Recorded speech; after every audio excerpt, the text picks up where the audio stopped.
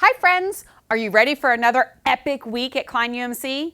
This week we are traveling along with another epic person in the Bible, Jonah. When you hear the name Jonah, what's the first thing that pops into your head? I'm going to take a guess. A whale? You might have heard the story told as a fish instead.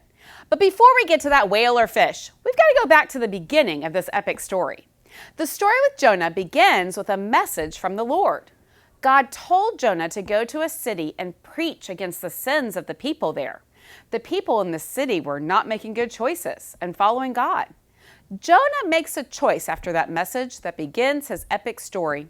He chooses to run away from the Lord. That's right, Jonah tries to run from God. He runs away from God and heads to a different city on a ship. That's when Jonah realizes he can run, but he can't hide. Not from God. God sends a huge wind over the sea, and the ship is in trouble of sinking. Jonah knows what to do and tells the sailors to throw him overboard because it's his fault that the storm is happening. And what happens next?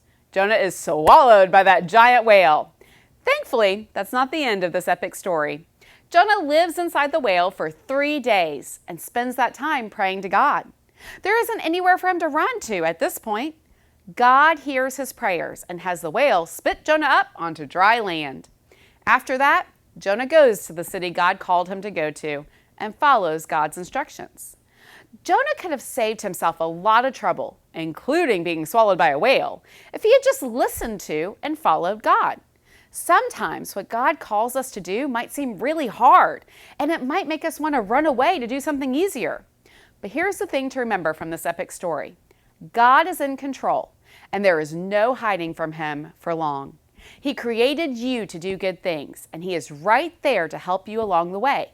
So pay attention and don't run. God will do epic things through you. See you next week.